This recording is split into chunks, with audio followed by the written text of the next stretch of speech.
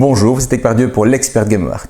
Aujourd'hui, nous allons parler de Anunnaki, Dawn of the Gods, qui est un jeu en Kickstarter, édité par Cranio Création, qui est un jeu de Simone Licciani et de Danilo Sabbia, et qui se propose de nous parler de dieux, qui seraient chacun sur leur planète initiale, mais un petit peu en déclin, et qui vont essayer de survivre en se développant, en passant d'une planète à l'autre, et en combattant éventuellement des anciens dieux qui seraient présents ailleurs. Ici, le matériel, c'est un matériel de prototype, donc même s'il est de bonne qualité, ce ne sera pas le matériel final. Entre autres, la taille des planètes qui va être réduite pour prendre un petit peu moins de place sur une table normale. Une mise en place ici pour 2 joueurs pour éviter d'avoir profusion de planètes personnelles tout autour du jeu. Pas oublier que chacun a aussi un grand plateau personnel. Et il y a ici un plateau avec les objectifs de points de victoire qui va être pour tout le monde. Et donc, on va avoir chacun une planète, un plateau personnel, avec des dieux qui se trouvent ici au-dessus. Et on va avoir pour chacun la planète Terre avec au centre Atlantis et un plateau d'objectifs. Donc ça fait beaucoup de place sur une table. Ça nécessite pour l'instant de très grandes tables pour jouer à 4 personnes. Mais ceci va être réduit dans la version finale. Ici au niveau du plateau, on va avoir toutes des tuiles qui vont être tirées au sort par le premier joueur et les autres joueurs vont recopier le positionnement des tuiles sur leur propre plateau. Donc on va avoir toujours un départ spécifique, ce qui fait qu'on va toujours avoir un tirage différent à chaque partie, mais chaque joueur va toujours avoir la même configuration pour combattre par rapport aux autres. On va avoir 2 petits cristaux de mana ici, des petits cubes à placer, des troupes qui sont prêtes à sortir. On a déjà 2 troupes et une colonie qui sont présentes sur notre plateau de jeu, dans une zone qu'on appellera la capitale et qui ne pourra jamais être attaquée par les autres joueurs, et une petite troupe ici qui est déjà sortie sur un autre territoire. On a chacun une carte avec le dieu spécifique que l'on a, un pouvoir qui est directement accessible, donc il y a 2 parties au pouvoir, un pouvoir directement accessible, et un pouvoir qui sera accessible quand on aura réussi à incarner notre dieu sur une des planètes, et donc il permettra de donner le 2e pouvoir, on y reviendra plus tard. On a un tableau de ressources ici qui part chacun avec une valeur de 1, donc on a une ressource de chaque type ici dès le départ. Des dieux ici qui sont 4 dieux que l'on aura tirés au sort dans une première partie, mais ensuite on pourra choisir parmi une main de plusieurs dieux avec lesquels on veut jouer. Dès que les dieux ou demi-dieux qui se trouvent ici au-dessus auront été incarnés dans le jeu, on aura accès au pouvoir associé. Des colonies à placer encore ici. Des petits cubes qu'on va pouvoir rentrer sur le jeu, vous allez voir comment. Et on a une position ici de départ à 0 pour toutes les zones, sauf ici où on est à -8 sur la piste du bas, ici des objectifs. On a enfin 2 cartes de défense de combat ici et des cartes que l'on va pouvoir choisir qui sont des cartes d'attaque. Et voilà, tout est prêt pour commencer dans une partie ici à 2 joueurs. Alors comment ça va se passer au niveau d'un tour de jeu? Eh bien, chaque joueur va faire une série d'actions qui va être d'abord une action sur son plateau ici. Potentiellement, en payant des cristaux de mana, on va faire une action, une seule parmi celles disponibles là. Ensuite, si c'est possible, on va incarner un nouveau dieu et réaliser un contrat, les contrats qui sont ici, qu'il faudra préalablement avoir dans sa main. Quand tout ceci est fait, nous verrons s'il y a un combat entre 2 troupes dans le jeu, donc des troupes ennemies ou des troupes existantes, donc ici ce sont des anciens dieux qu'on pourra aller combattre. Et enfin, le joueur suivant va prendre la main, va faire le même type d'action. Donc chacun va faire une action ici, potentiellement ceci, potentiellement cela, et puis ensuite un combat s'il y a lieu d'être. Et on passe la main au joueur suivant. Alors donc commençons par les actions qui se trouvent ici. Ces actions-ci, c'est lié à ce petit token ici, que l'on va placer au début du jeu sur n'importe quelle valeur, n'importe quelle case, il va rentrer en jeu où l'on veut. Ça, c'est juste pour le premier coup, et on fera donc l'action de la case sur laquelle il est. Par la suite, à chaque fois que l'on va jouer, on va avoir le choix entre le déplacer où on veut dans le plateau de jeu, donc par exemple ici, pour aller faire l'action, ou le déplacer en suivant les lignes qu'il y a sur le plateau. Si je le déplace en suivant les lignes, comme ceci, ce que je vais faire, je vais placer un petit marqueur sur le trou entre les deux. Si je redéplace plus tard là-dedans, je ne l'enlève pas, je ne place pas un deuxième, il a déjà été placé. Donc, je me déplace, si jamais il n'y a rien, je place un marqueur et ensuite je fais l'action où je me trouve. Si en me déplaçant, je place un marqueur et que je vais écraser un symbole de mana, eh bien je vais récupérer une mana. Si en me déplaçant, je place un marqueur en écrasant un symbole qui indique 2 mana, eh bien je vais récupérer 2 mana. Donc ça, simplement, si je me déplace sur une zone en suivant les lignes et que j'écrase quelque chose, je récupère ce que je vais écraser, tout simplement. Il faut savoir que le cercle central, il n'y a jamais de mana, que le premier cercle, il y en a toujours un, et que le cercle extérieur, il y en a toujours deux. Une des conditions de fin de jeu, c'est d'avoir placé tous ces marqueurs-ci, donc on aurait fait toute une série d'actions en suivant les lignes au niveau du jeu. Une fois qu'on a fait ceci, on va donc dépenser potentiellement des cristaux de mana et des ressources. Pour l'instant, on n'a pas assez de ressources que pour le faire dès le premier tour, donc il faudrait au moins aller chercher des ressources supplémentaires. On va voir chaque détail ici. Et puis ici, on arrive à l'incarnation d'un dieu. L'incarnation d'un dieu, c'est quoi? Eh bien, vous voyez ici, il y a des triangles, et là-bas, il y a un pentagone. Les triangles, ce sont les demi-dieux. Le pentagone, c'est le grand dieu. Attention, il y a plus de triangles ici qu'il y a de demi-dieux à installer. Comment je vais pouvoir libérer un demi-dieu? Eh bien, en ayant fait tout autour du triangle les cubes qui soient posés. En ayant ainsi fait tout ceci, je peux libérer ça, je le mets là, et quand j'ai fini toutes mes actions qui se trouvent ici, j'arrive au moment de pouvoir incarner un dieu, et si j'ai envie, je peux alors remplacer une de mes troupes qui sera en jeu par un dieu que je libérerai, la troupe reviendrait ici, et ça, je le place là pour me rappeler que ça a été fait. Donc, un demi-dieu, je vais le libérer en entourant un des triangles. Il n'y a pas une liaison entre un dieu spécifique et un triangle. Je libère dans l'ordre que je vais libérer celui qui m'intéresse au moment où j'ai envie de libérer un demi-dieu. Le dieu central, c'est le même principe, mais il faudra libérer le pentagone. Donc, il faudra avoir entouré tout le pentagone de petits cubes pour pouvoir le libérer. Une fois que ceci c'est fait, je vais pouvoir récupérer ça, je le mets là, j'achève mon tour de jeu. Quand j'arrive ici, je peux donc transformer une de mes troupes simples en un grand dieu. Et alors là, j'aurai accès à tout ceci. Quand je libère un dieu, j'ai autre chose qui va être libérée. Ça va être le petit pouvoir, le petit symbole qui se trouve ici. Ces symboles-ci sont des avancées sur ces plateaux-ci.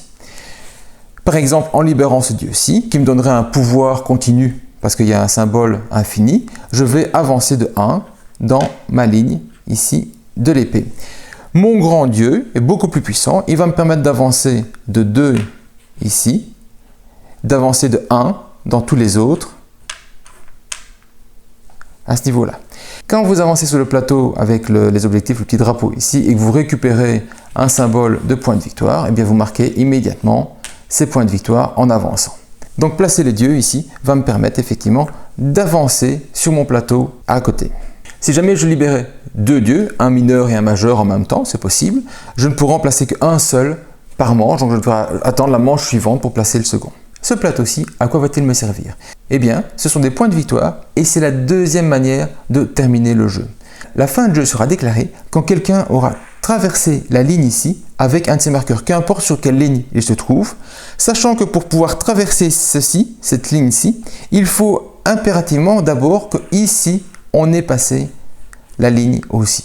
Donc un joueur ne peut pas traverser cette zone-là tant qu'il n'a pas lui-même traversé cette zone-ci. À partir du moment où quelqu'un, par exemple ici, il pourrait terminer le jeu comme ceci. Quand la fin du jeu est déclarée, on termine le tour et puis ça s'arrête là. Donc deux manières de mettre fin au jeu, c'est de vider tous ces cubes ici ou que quelqu'un traverse la ligne ici pour peu qu'il ait préalablement traversé la ligne ici tout en bas. Voyons maintenant dans le détail toutes les actions que l'on peut faire ici en dessous. Alors commençons par dire que chaque tuile a une face de base et une face améliorée. Ce sont toutes du côté où il y a une petite flèche pour l'instant. La face améliorée donnera évidemment une version meilleure de la tuile de base. Comment récupérer ces améliorations? Eh bien, c'est une des actions qui se trouve ici. C'est de payer un cristal de mana plus 2 ressources de type brique pour pouvoir retourner une tuile. Alors, il y a des tuiles qui sont normales et des tuiles qui sont rouges. Les tuiles rouges, il faut en plus payer les ressources indiquées dessus, c'est-à-dire à chaque fois un bois et un métal. Autrement dit, il faut une mana, 2 briques, un bois et un métal pour pouvoir retourner une tuile. Mais ce n'est pas tout. On ne peut retourner une tuile qu'une tuile qui soit adjacente à notre position actuelle et on ne peut pas retourner la tuile en dessous de nous. Donc, pour faire l'action ici, pour retourner une tuile, pour l'améliorer, il faudra le faire dans une zone qui est adjacente à notre position actuelle. En payant éventuellement donc le surcoût, on retourne ceci. Immédiatement, on fait l'action qui est associée, indiquée sur la tuile, et on va gagner des avancées ici dans le développement ici. Et donc, quand je suis au départ comme ceci, je le retourne, je gagne 2 avancées ici. Les rouges, c'est 2 avancées. les vertes, c'est une seule avancée. Donc, quand je vais retourner une verte, je vais avancer de 1. Quand je vais retourner une rouge, je vais toujours avancer de 2. Et je fais immédiatement l'action et je ne peux retourner, améliorer une tuile que celle qui est adjacente à ma position actuelle. Donc, on a déjà vu cette action-ci.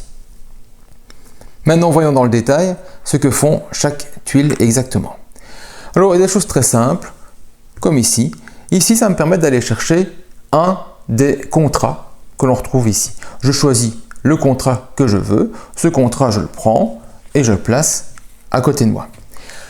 Quand je déciderai de faire ce contrat parce que j'ai ce qu'il demande ce jaune indiqué au-dessus, ça se fait à cette phase-ci. Après avoir éventuellement incarné un dieu dans le jeu, je peux réaliser un contrat. Je paye ici les ressources nécessaires, ce serait 3 blés.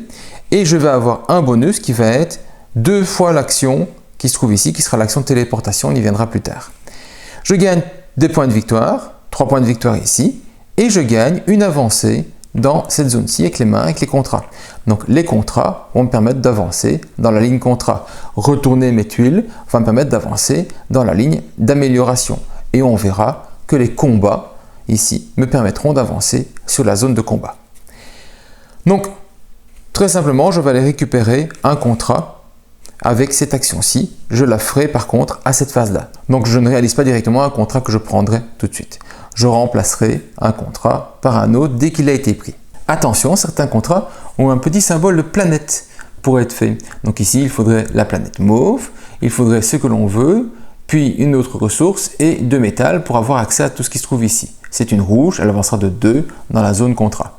Le fait d'avoir une petite planète, ça signifie quoi? Ça veut dire que je dois être présent sur la planète mauve, qui est indiquée ici au-dessus, pour pouvoir réaliser le contrat. Si je suis un autre joueur, je dois donc être présent ici, dans une zone libre, sans combat. Si je suis moi-même le mauve, j'y suis dès le départ. Du coup, pour pouvoir être réalisé, je devrais être sur Gaïa, donc sur la Terre, pour pouvoir le réaliser. Donc, si je suis ma couleur, je dois être sur Gaïa. Si je ne suis pas de ma couleur, alors je dois être sur la planète en question. Ça, ce sont les symboles des petites planètes qu'on va retrouver ici dans le jeu. Quand on ne joue qu'à 2, on retire les planètes des joueurs qui sont absents, donc le bleu et le rouge en l'occurrence. Vous avez les actions de se déplacer. Il y en a 2 au départ, ici à 2 et à 3. Donc je vais pouvoir me déplacer de 2 mouvements ou de 3 mouvements, le rouge ou le vert. Se déplacer, c'est très simple. Soit j'ai une troupe qui se déplace 2 fois, soit j'ai plusieurs troupes qui se déplacent chacun une fois. Éventuellement comme ceci. Je déclencherai un combat vu qu'il y a quelqu'un qui se trouve dans ma case et ça se ferait à la fin de la manche. Ça, c'est donc une possibilité de déplacement. Je ne peux pas me déplacer d'une planète vers une autre. Se déplacer d'une planète vers une autre, c'est l'action de téléportation. La téléportation ici permet de prendre une troupe quelque part et de l'envoyer sur une autre planète où l'on veut, sauf à Atlantis. Donc, je me mets où je veux. Il faut savoir que quand j'arrive quelque part, je vais révéler des petites tuiles ici dès que je suis sur une case qui est adjacente à la tuile. Comme ici par exemple, celle-ci serait révélée. Ces petites tuiles-ci servent à quoi? Eh bien, ce sont des petits bonus que l'on va avoir dès qu'il y aura quelqu'un dans chacune des cases tout autour. Donc dès que quelqu'un sera présent et contrôlera la zone, on va pouvoir avoir l'action qui est indiquée sur cette petite tuile. Pour l'instant, on sait juste ce qu'il en est. Alors, 2 remarques que l'on oublie vite au niveau des déplacements et des téléportations. La première, c'est qu'on peut se téléporter à l'intérieur même d'une même planète. Je pourrais donc faire une téléportation d'ici vers là sans aucun souci. Au niveau des déplacements, on se déplace toujours sur une case adjacente, sauf ici, vers Atlantis. Ici, ce n'est pas très clair dans cette version prototype, mais il y a des lignes planes, tandis qu'ici, ce sont des lignes pointillées. Eh bien, Atlantis n'est accessible que par cette zone-ci, et cette zone-là, on ne peut pas aller de là vers là ou de là vers là. Donc, les murs sont ici, tout autour, il n'y a que 2 entrées. Sur le plateau 3-4 joueurs, il y aura 2 cases d'Atlantis, mais ce sera le même principe, il y aura des murs qui seront placés et qui empêchent le passage d'une zone à une autre. Voilà pour le déplacement et les téléportations. Vous avez ensuite le minage. Alors le minage, il y en a une zone ou 2 zones. Donc une zone, je choisis une case sur laquelle je vais miner. Je vais collecter en fait des ressources. Et 2 zones, je vais pouvoir choisir 2 zones spécifiques. Je ne peux pas le faire dans une zone où il y aurait éventuellement un combat à régler d'ici la fin de la manche. Je dois pouvoir contrôler la zone moi-même. Cette zone de minage, en fait, va me permettre de récolter des ressources. Ici, je vais avoir une confrontation entre le pouvoir de récolte du personnage qui est présent et le nombre de zones de récolte possibles. Il faut savoir qu'un petit personnage, une troupe standard, a une force de 1. Un demi-dieu a une force de 2 et le dieu a une force de 3.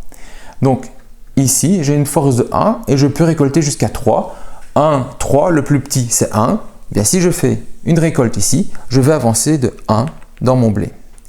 Si je faisais une récolte ici, mon demi-dieu a une force de 2 et il y a 3 zones, donc la plus petite valeur ce sera 2, je pourrais alors avancer de 2 dans le bois. Si c'était mon dieu qui récoltait par exemple comme ceci, lui il a une force de 3, mais il n'y a qu'une zone de 2, le plus petit c'est 2, j'avancerai aussi de 2 à ce niveau-là. Mais cette récolte-ci n'est pas possible vu qu'il y a une troupe et donc je ne peux pas récolter à un endroit où il y a un combat à venir. Une fois que j'ai récolté, je vais placer des marqueurs qui vont indiquer qu'on est en train d'épuiser les ressources. Autrement dit, si j'ai récolté ici, j'ai pris un blé, eh bien je vais mettre un marqueur. Maintenant, il n'y aura plus qu'un maximum de 2 à récolter. Ici, j'ai récolté 2 avec mon demi-dieu. Eh bien, je vais aussi mettre un marqueur. Qu'importe la taille de la récolte, je place un marqueur si j'ai récolté une fois sur place. Quand il y aura des marqueurs partout, on ne pourra plus rien récolter ici. Il y a une case un petit peu spéciale, c'est votre capitale. Ici, vous voyez que le bord est doré. Dans tous les pays, c'est ainsi. Et on va avoir la possibilité de récolter à l'infini. Donc, il n'y aura pas de limite de récolte dans ces zones-là. On ne placera jamais un marqueur qui dit qu'il y a un épuisement de cette ressource. Il faut savoir que chaque planète dispose de 3 couleurs, 3 types de ressources. Ici, par exemple, c'est le jaune, le rouge et le vert.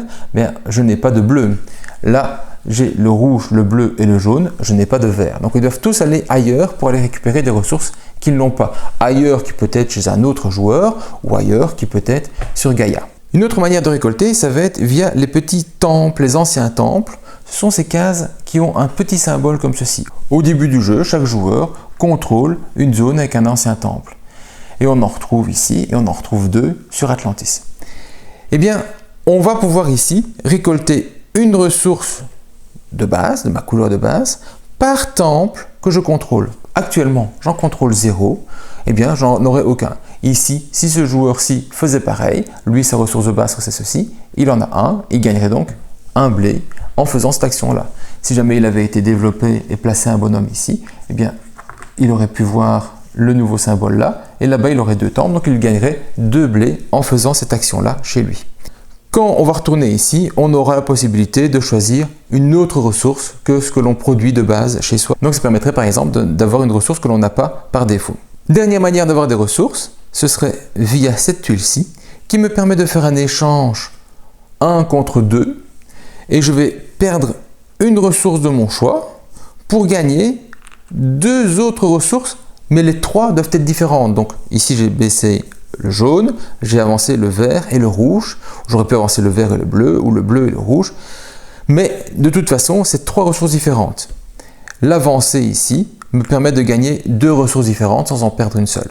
Les autres avancées sont beaucoup plus simples. On va faire plus de zones de production, de récolte. Ici, c'est pareil. Là-bas, on va gagner 2 cartes au lieu d'une seule. Les déplacements seront plus rapides. Et les téléportations, on pourra téléporter 2 troupes au lieu d'une seule. Il me reste à avoir 2 tuiles spécifiques que sont la tuile des colonies et la tuile des avancées. La tuile des colonies, bien simplement, je vais gagner les ressources qui sont indiquées sous les colonies placées. Au début, il y en a une de colonie de base et elle me permet d'avoir une nouvelle troupe. Une nouvelle troupe, quand je fais l'action ici, je vais envoyer donc une troupe sur une de mes colonies quelque part en jeu. Si j'ai plusieurs colonies, je vais voir que j'ai des symboles nouveaux qui apparaissent. Et donc, en faisant cette action-ci, ici, j'aurai 2 troupes à placer, plus 2 points de victoire. Et on continue, encore des troupes, encore des points de victoire si je vais jusqu'au bout. Pour placer des nouvelles colonies, en fait, c'est une action qui se trouve ici. Placer une nouvelle colonie, c'est 1 mana, plus 2 bois, et je place une colonie sur un endroit où je contrôle la zone, donc où il n'y a pas de combat, où je suis tout seul. Grâce à ça, je vais donc augmenter le nombre de colonies que je vais avoir et quand je ferai l'action ici, je récupérerai plus de ressources de bonhomme. Donc ici, j'en récupérerai 2. Je pourrai mettre les 2 au même endroit, où je pourrais en mettre un ici et un là-bas. Je choisis comment je les répartis, mais je les place toujours dans des zones de colonie qui n'est pas contrôlée par quelqu'un d'autre.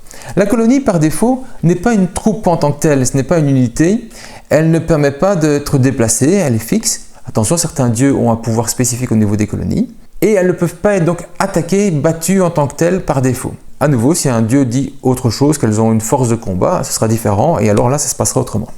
Mais, par défaut, c'est ainsi. Imaginons que ma colonie est ici, j'ai déplacé mes troupes, et une troupe ennemie est arrivée et est placée ici. Il n'y a pas de combat, parce que ce n'est pas une unité de combat par défaut, mais par contre, elle est assiégée, elle ne peut plus être utilisée pour amener des nouvelles troupes.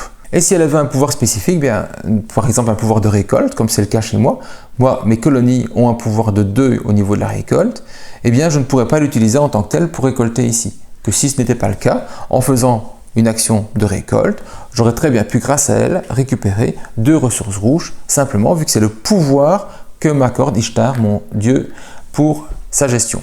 Là, je la bloque complètement au niveau de ses pouvoirs associés ou de son contrôle. Une colonie seule contrôle la zone, même si elle n'a pas de pouvoir de récolte, même si elle n'a pas de pouvoir de combat. Si elle est seule, vous contrôlez cette zone-là, ce sera important d'avoir un contrôle de zone. On y reviendra quand on comptera les points de victoire ici tout au fond.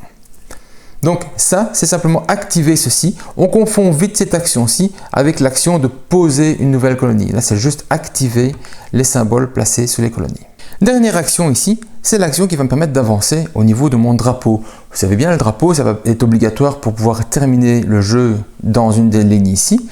Et surtout, éviter d'avoir des points de victoire négatifs qui se trouvent ici et passer aux points de victoire positifs qui seraient ici en fin de jeu, tout en récoltant, si on est le premier à passer, des petits points de victoire bonus. Eh bien, le drapeau, ça va être la possibilité de progresser selon l'objectif qui a été associé au drapeau. Ici, vous avez 4 tuiles qui sont les 4 tuiles d'objectifs qu'on va toujours retrouver au niveau du jeu. Il y en aura peut-être plus dans la version finale. À nouveau, c'est un prototype, donc il y aura des modifications au niveau des possibilités de jeu. Par exemple, au niveau du nombre de factions, j'en ai que 4 ici. Je sais qu'il y en aura au moins 6 dans la version finale. Mais on va avoir ici, au début du jeu, un tirage aléatoire des 4 tuiles des actions possibles. Et ici, on a tiré le fait que pour avancer sur le drapeau, ce sera par nombre de zones qui sont contrôlées, par paire de zones contrôlées. Ici, je contrôle 1, 2, 3 zones. Ici, c'est un combat. Là-bas, c'est un siège. Donc, actuellement, je contrôle que 3 zones. Donc, une seule paire. Si je faisais l'action drapeau, j'avancerais ici de 1. Si jamais je me retrouve comme ceci, qui est un petit peu plus intéressant, 2, 4 zones, eh bien, je vais avoir 2 paires, j'avancerai alors de 2, hop, je récupère un bonus, j'avance de 2 ici aussi au niveau des points de victoire. Ceci, ça va donc être la manière de progresser sur le drapeau pour pouvoir avancer, limiter mes points de victoire négatifs, prendre des points de victoire positifs et potentiellement terminer le jeu sur une autre ligne. Quand c'est retourné, j'ai simplement un +1 par rapport au nombre indiqué. Donc ici, j'aurais eu 2 plus 1, ça me ferait avancer de 3 en faisant cette action-là si elle est retournée. Donc très intéressant d'avancer ici, beaucoup de points de victoire potentiellement sur fin de jeu, mais ça nécessite de passer plusieurs fois sur la même case. C'est toujours ça un petit peu le problème du jeu, c'est qu'on va devoir bouger et qu'on veut un petit peu mettre des marqueurs partout, qu'on veut récupérer des ressources, récupérer de la mana et réaliser plusieurs fois des actions d'aller-retour pour faire tout le temps les mêmes actions ou de téléportation d'un endroit à l'autre. Eh bien, vous limitera dans vos possibilités, vos choix. Qu'est-ce qu'on aurait pu avoir comme autre type d'objectif? On aurait pu avoir le contrôle des temples, donc ici un temple pour moi, là-bas il y en aura déjà 2 pour le jaune. On aurait pu avoir le nombre de troupes présentes en jeu, par 3 troupes, une avancée, 1, 2, 3, 4, 5, 6. Les dieux, demi-dieux comptent aussi comme une troupe, et par nombre de colonies qui sera en jeu, 1, 2 colonies, donc ce sera aussi une possibilité. Eh bien, ces autres symboles qui se trouvent ici, dans la fin des autres lignes, vont définir la manière de gagner des points de victoire quand on a progressé dans ce niveau-ci. Eh bien, mes petits marqueurs qui avancent ici, quand je fais des contrats, quand je retourne des tuiles, vont me permettre d'arriver à un multiplicateur qui va être un multiplicateur associé au symbole. Là, j'aurai 2 points de victoire par 3 troupes que j'ai en jeu. Donc à nouveau, j'ai 6 troupes, pour l'instant ça fait 4 points de victoire. Là, j'aurai des points de victoire, imaginons que je suis ici, j'ai 1 point de victoire par colonie en jeu, j'en ai 2, ça fait 2 points de victoire. J'ai des points de victoire par temple que je contrôle, j'en contrôle qu'un seul, fois 1 point de victoire. Et donc, l'intérêt que vous aurez à mettre, c'est de progresser dans une zone où vous êtes très fort, votre dieu vous permet d'avoir beaucoup de facilité, où vous aurez bien développé ceci, que ce soit en plaçant des colonies, en plaçant des troupes, en contrôlant des temples ou en contrôlant des zones ici pour avancer. Donc, selon l'endroit où vous allez être, vous allez avancer dans un thème et vous allez veiller à prendre possession de la symbolique qui est associée pour maximiser vos points de victoire. À chaque fois, le maximum de points de victoire que l'on peut faire, c'est 25 au niveau d'une ligne qui serait complète ici. Voilà, j'ai fait tous les symboles possibles sur mon plateau. Voyons un petit peu ce qu'on peut faire avec notre mana. Et bien pour 3 mana, on peut refaire un symbole rouge sur laquelle on n'est pas. Donc si j'étais ici, je ne pourrais pas refaire le symbole sur lequel je suis. Pour 2 mana, un symbole vert, toujours sur lequel on n'est pas. Ici, pour 1 mana et 2 métaux, je vais pouvoir aller chercher une carte de combat. Je vais arriver de combat dans un instant, mais sachez que la carte de combat, je prends mon stock et je peux en choisir 2 au choix. Ce n'est pas tiré au sort, ça va être vraiment au choix parmi ce qui est disponible ici. Là-bas, je vais pouvoir retourner, on a vu, pour 1 mana et 2 pierres, je vais pouvoir retourner une des tuiles qui se trouve adjacente là-bas où je suis, éventuellement en payant un surcoût si jamais c'est une tuile rouge et qui va me faire avancer ici. Ici, je vais donc placer une nouvelle colonie, sachant qu'il ne peut y avoir qu'une seule colonie par case et que je dois contrôler la zone. Je ne pourrais pas placer une colonie ici parce qu'il y a un combat à venir. Je pourrais par contre le mettre ici. Et ici, je vais avoir la possibilité de ramener 3 nouvelles troupes qui, comme d'habitude, viennent là-bas où il y a des colonies que je contrôle. Donc pas ici pour faire un combat, mais par contre, je peux les mettre là-bas. Je peux les mettre là-bas ou je peux les splitter, une là-bas et 2 là-bas si j'ai envie. On a vu tout ceci. On a vu les dieux. On a vu les contrats. Il nous reste à voir la dernière phase, c'est la phase de combat. La phase de combat, c'est donc opposer un joueur à un autre ou un joueur à un dieu. Si j'oppose un joueur à un autre, eh bien on va avoir la force du joueur, ici 3, c'est un dieu, opposé à la force du défenseur, ici 1. Donc 3 et 1, j'ai un bel avantage pour aller attaquer ce joueur-ci. Cet avantage, je vais le refléter en jouant une carte de combat. De base, chaque joueur a dans sa main 2 cartes de défense. Des cartes de défense. Les cartes de défense, elles sont vertes par opposition aux cartes de combat qui vont être rouges. Mes cartes de défense, je ne peux donc les utiliser que quand je suis attaqué. En tant que défenseur, je peux toujours utiliser une des 2 cartes ici, je ne les perds jamais de ma main. Les cartes rouges sont nécessaires pour quelqu'un qui attaque. On ne peut les avoir que parce qu'on a été faire une action qui permet d'en acheter. Et quand on l'aura joué, on va la défausser, elle retournera ici. Ces cartes sont nécessaires pour l'attaquant, parce que s'il n'a pas de carte rouge pour attaquer, eh bien, il perd automatiquement le combat. S'il a mal joué son coup, il va effectivement perdre un combat alors que c'est lui l'attaquant. Bon, c'est mal joué, ça n'arrive logiquement pas. Il faut savoir aussi que ces cartes ont donc une valeur de combat, c'est la valeur qui est en rouge, et elles ont éventuellement un coût. Là, pour la jouer, il faudra jouer 2 bleus. Là, il faudra jouer 2 ressources au choix pour le défenseur. Et donc, on va pouvoir ajouter ces valeurs-là. Dans les faits, ça se passe comment? Eh bien, le joueur attaquant va choisir une carte parmi toutes les cartes qu'il a disponibles dans sa main, donc les cartes bleues qu'il a, qu'il ne peut pas jouer, et les cartes rouges qu'il aurait achetées. Il la joue secrètement. Le défenseur va pouvoir choisir aussi une carte de défense.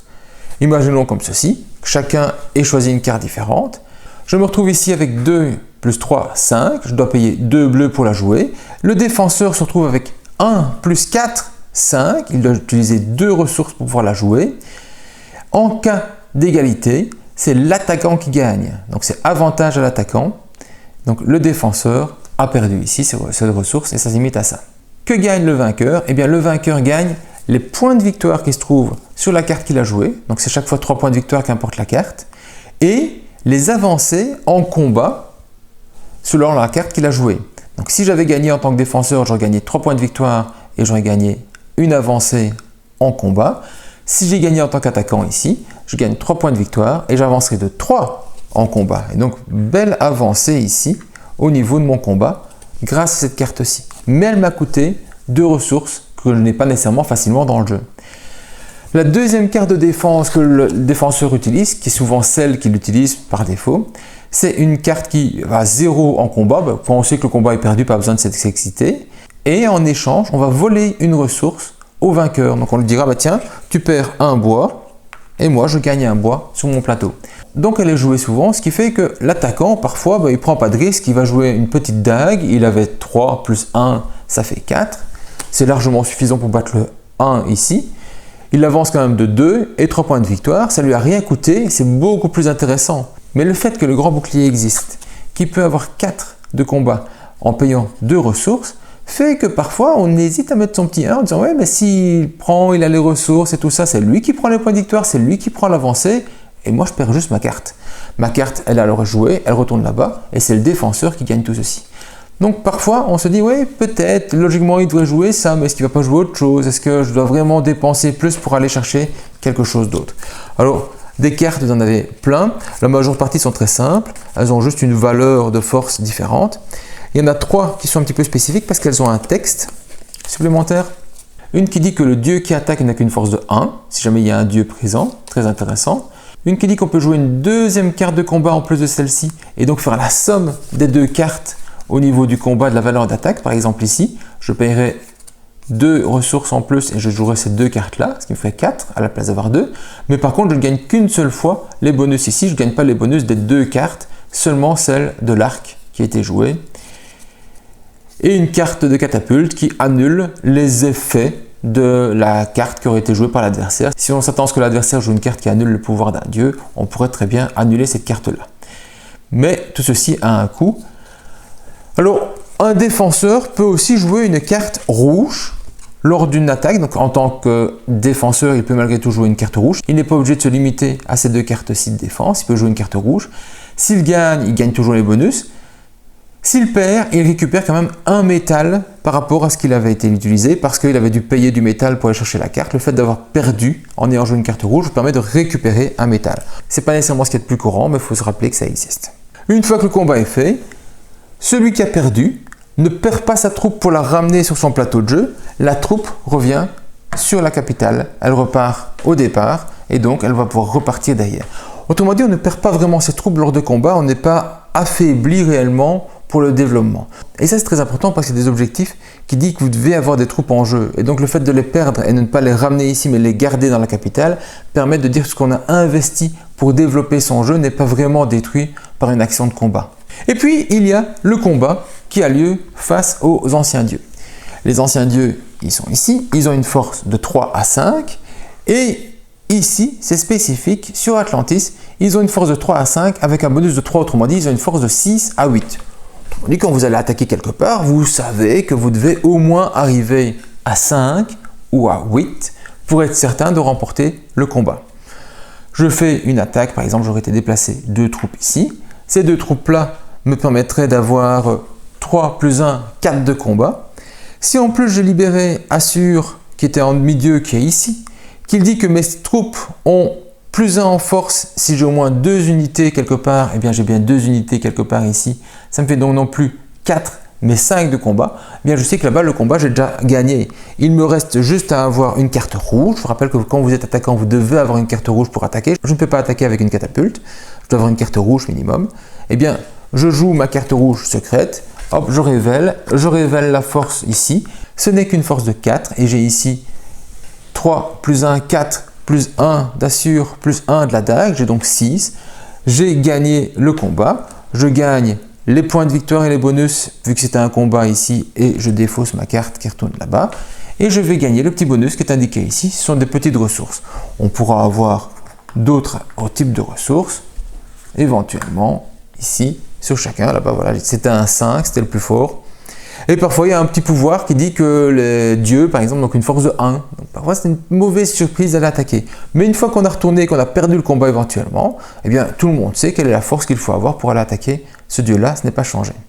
Et donc, je vous rappelle que si jamais vous avez, après avoir vaincu le dieu ici, des personnages sur les 3 zones autour, je vais récupérer ce bonus-là, donc 2 avancées dans le bois. Alors attention, je vais le récupérer une fois, même si j'ai 3 bonhommes autour à ma couleur.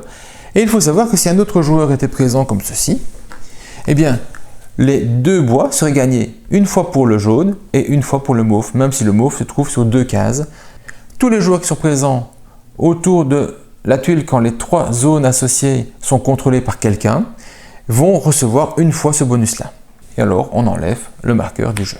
Alors il y a une spécificité avec Atlantis, c'est que quand on gagne ici, déjà on va avoir le contrôle de 2 temples, ce qui est très intéressant vu que c'est un des objectifs éventuels ou pour progresser ici.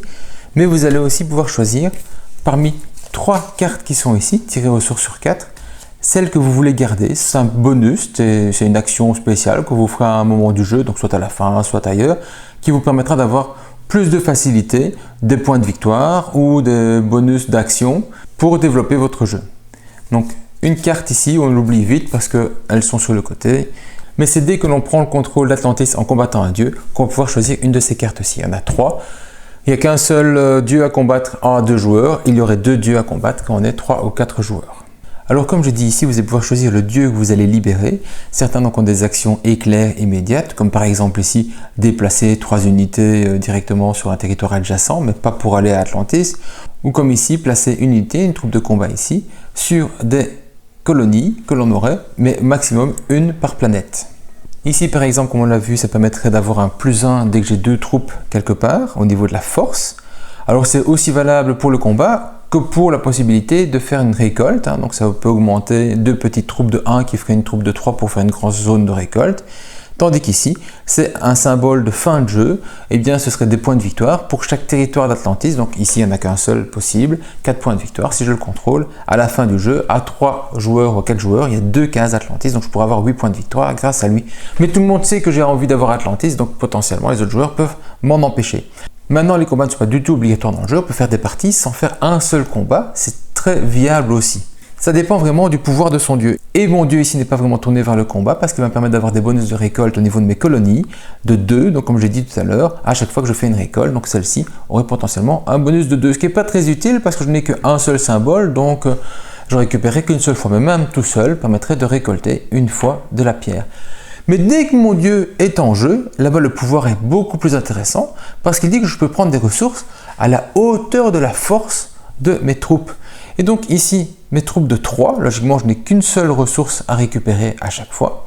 Et bien, dès que mon dieu est en jeu, c'est le cas ici, je peux récolter, même s'il n'y a que 1, je peux récolter 3, 2 parce que c'est son pouvoir de base, et 1 pour la petite troupe ici, donc j'aurai 3 ressources ici. J'aurai ici, en récoltant, 4 ressources, 2 plus 2, que je répartis, une de chaque, puis après je choisis les 2 autres comme je veux, et je vais donc masquer un des 2 marqueur qui se trouvera ici. Par contre, quand tout est masqué, quand la zone a été appauvrie, j'ai beau avoir la possibilité de récolter à hauteur de ma force, il n'y a plus rien à récolter, je ne gagne rien du tout. Mais donc c'est très très puissant pour avoir beaucoup de ressources d'aller développer le dieu. Mais pour ça, vous allez devoir faire le tour de la zone centrale, celle qui ne rapporte pas de mana et donc ne vous permet pas de bien développer ceci. Donc tout a un coût au niveau de vos choix dans le jeu. Comme je l'ai dit, quand quelqu'un a déclenché la fin de jeu, on termine le tour en cours et ça se termine ainsi. On va ensuite récupérer les points de victoire effectivement par rapport à la hauteur où on se trouve ici, au positif ou au négatif. On va faire les multiplicateurs que l'on a vu ici, mais on va aussi faire des bonus de points de victoire selon qu'on est le premier ou le deuxième sur la piste. Le premier sur la piste ici aurait donc 4 points de victoire et 2 points de victoire pour le second. En cas d'égalité, on fait la somme, on divise par 2. Ou par 3 ou par 4 si jamais on est 3 ou 4 joueurs à la même place. Idem, si jamais on est égalité de deuxième, eh bien on ferait la valeur du deuxième divisé par le nombre de joueurs, toujours arrondi à l'inférieur. On grappille aussi en fin de jeu quelques points de victoire par rapport au nombre de ressources et de mana restantes. Ces 5 ressources mana additionnées valent 1 point de victoire, donc vraiment pas grand chose. Et on n'oublie pas les points de victoire des dieux que l'on aurait éventuellement libérés. Si je ne l'ai pas libéré, évidemment, je n'ai pas les points de victoire pour le contrôle d'Atlantis. Il faut absolument qu'ils soient en jeu pour que ces points de victoire-ci puissent s'activer. Voilà, j'ai fait le tour d'Anunnaki. Alors, qu'est-ce qu'on peut en dire? C'est que les auteurs ont voulu faire un site-like, donc quelque chose qui ressemble effectivement à un site où on va avoir un développement spécifique qui va permettre d'avoir des bonus et tout ce qui va avec, où le combat, même si c'est un jeu de territoire et potentiellement de combat, ce n'est vraiment pas la force et le centre du jeu. Oui, il faut avoir des territoires parce qu'on va avoir des objectifs par rapport aux temples qui sont à contrôler, par rapport au nombre de cases qui sont contrôlées, même par rapport au nombre de troupes qui sont en jeu. Donc on va avoir cette partie-là, on va devoir se développer sous le jeu, mais par contre, on n'aura pas d'obligation de faire des combats et les combats ne sont pas mortels vu que effectivement vous renvoyez les troupes vaincues dans la capitale. Capitale qui ne peut jamais être attaquée non plus par les autres joueurs parce que les troupes qui seraient éliminées reviendraient au même endroit, qui redéclencherait à nouveau un combat. Autrement dit, la capitale est toujours une zone libre de tout combat, vu qu'on ne pourra pas se faire attaquer à ce niveau-là. Mais ces combats-là ne sont donc pas nécessaires et on peut très bien vivre sans, simplement en se développant, peut-être en faisant 1 ou 2 combats, un petit peu comme Scythe le propose pour certains. On fait 1 ou 2 combats pour aller gagner des petites étoiles bonus. Eh bien ici c'est le même principe, on n'est pas nécessairement obligé d'aller faire des combats, mais une des factions est spécialisée dans le combat et elle a pas dire tout intérêt, mais elle gagne beaucoup plus à aller combattre et donc elle peut éventuellement repousser un adversaire pour prendre plus de place dans le jeu. C'est une possibilité, mais il y a logiquement assez d'espace, assez de manières de se développer, que ce soit en retournant ses tuiles, que ce soit en allant faire des contrats pour aller gagner des bonus. Pas oublier que le contrat, quand il est fait, comme par exemple ici, quand il est fait, automatiquement j'ai droit à une téléportation, donc ça permet de me développer dans le même mouvement. On va avoir une série de bonus qui vont dépendre de chaque chose. Donc je vais pouvoir faire plein de choses avec mes contrats, je vais pouvoir faire plein de choses en retournant mes tuiles du côté bonus, donc du côté développement, et pour peu que je vienne avancer ici, je peux aller assez vite pour rusher la fin de jeu et empêcher les autres de faire les points de victoire, de se développer comme ils voudraient. 3 pistes bien équilibrées, un jeu qui permet de changer vraiment la donne à chaque type de dieu que je vais avoir. Donc comme j'ai dit, 4 dieux dans la version qui m'a été proposée, 6 dans la version finale. Des plateaux réduits pour pouvoir avoir plus facile de les mettre sur une table, ce sera vraiment un bien. Et pour le reste, tout tourne de manière équilibrée. Ce que je dois dire, c'est que si vous n'aimez pas Scythe, je ne pense pas qu'Anunnaki soit pour vous, parce que vous allez retrouver les mêmes sensations à certains moments. Et si vous n'aimiez pas la version première sur laquelle ils sont un petit peu basés pour faire leur jeu, il n'y a pas de raison que vous aimiez celle-ci. Donc gardez vos sous, ça sera ça de gagner. Ou essayez-le chez un copain, vous verrez bien. Mais pour le reste, si vous aimez Scythe, il y a des chances qu'effectivement vous y retrouviez avec ce beau plateau de développement, franchement qui est le plus agréable ici, la réflexion, je vais à gauche, à droite, je vais prendre des bonus pour développer ceci, pour développer cela. Il y a moyen de faire des chouettes combos. Et ça permet de faire à chaque partie quelque chose d'autre. On se dit par rapport au plateau de base qu'on va faire ceci ou cela, et puis au final, on se retrouve à faire autre chose parce qu'il faut se défendre, parce qu'il faut faire autre chose, parce qu'il y a un intérêt à un moment T de faire une action spécifique. Donc on va déplacer son marqueur sans faire le suivi des lignes. N'oubliez pas que vous pouvez toujours aller de là vers là, même si ce n'est pas lié directement, simplement vous ne mettez pas de cube entre les deux. Mais je peux faire une action ici, puis une action là-bas, puis une action là-bas, si j'ai envie, sans aucun souci. Et il y a moyen de jouer sans mettre beaucoup de cubes dans le jeu, peut-être juste quelques-uns pour aller chercher celle de l'extérieur, pour aller prendre par paquet de 2, pour aller plus vite ici dessus.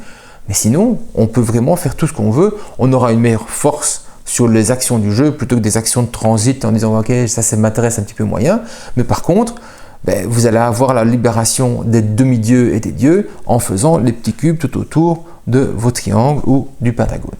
Donc vraiment pour moi le plus intéressant ça reste ceci parce que c'est le truc qui va permettre de développer, de changer le plus le jeu d'une partie à l'autre, et le reste c'est l'adaptation par rapport à ce que les autres joueurs font et la manière dont le plateau a été placé ici pour aller le plus vite possible sur un des objectifs qui varie effectivement selon ce qu'on va mettre là-bas. Donc on n'a pas tout à fait une même manière de jouer à chaque fois. Il y aura éventuellement des nouveaux ajustements au niveau des contrats ou autres, mais je pense que dans l'ensemble, la majeure partie des règles que j'ai dites ici devraient être les règles finales, à part peut-être l'un ou l'autre détail qui déciderait de changer en cours de jeu, vu que c'était toujours un Kickstarter au moment où ceci a été enregistré. Voilà, je pense que vous avez assez d'informations pour vous décider si vous êtes au moment de pledger ou pas, ou pour en faire une partie, pour voir un petit peu comment cela tourne quand vous avez lu les règles. J'espère que cette vidéo vous a plu. Si c'est le cas, n'hésitez pas à mettre un petit pouce bleu, abonnez-vous, et pour le reste, c'est à vous de jouer. Bon jeu!